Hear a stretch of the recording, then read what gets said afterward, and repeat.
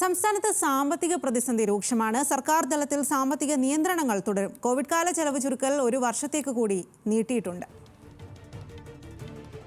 ചന്തു ചന്ദ്രശേഖറുണ്ട്. ചന്തു, വിശദാംശങ്ങൾ നൽകാം. സാമ്പത്തിക പ്രതിസന്ധി തുടരുന്ന സാഹചര്യത്തിലാണ് നിയന്ത്രണങ്ങൾ കൂടുതൽ കാലം തുടരാൻ ഇപ്പോൾ തീരുമാനിച്ചിരിക്കുന്നത്. സർക്കാർ തലത്തിൽ സാമ്പത്തിക നിയന്ത്രണങ്ങൾ തുടരുന്നതിന് ഇപ്പോൾ തീരുമാനമായിരിക്കുന്നു. കോവിഡ് കാല ചെലവ് ചുരുക്കൽ ഒരു വർഷത്തേക്ക് കൂടി ഇതിന്റെ ഭാഗമായി നീട്ടാനാണ് ഇപ്പോൾ തീരുമാനിച്ചിരിക്കുന്നത്. കെട്ടിടം മോടി പിടിപ്പിക്കൽ, പുതിയ ഫർണിച്ചറുകൾ വാങ്ങൽ എന്നിവയ്ക്ക് നിയന്ത്രണം ഏർപ്പെടുത്തും. കൂടാതെ പുതിയ വാഹനങ്ങൾ വാങ്ങുന്നതിലും നിയന്ത്രണം ഏർപ്പെടുത്താൻ തീരുമാനിച്ചിട്ടുണ്ട്. ഇത് പ്രകാരം അഡീഷണൽ ചീഫ് സെക്രട്ടറി എ ജയതിലകാണ് കഴിഞ്ഞ ദിവസം ഉത്തരവ് പുറപ്പെടുവിച്ചിരുന്നത്. നേരത്തെ തന്നെ സാമ്പത്തിക പ്രതിസന്ധിയുമായി ബന്ധപ്പെട്ട് ട്രഷറി നിയന്ത്രണം അടക്കം സർക്കാർ ഏർപ്പെടുത്തിയിരുന്നു.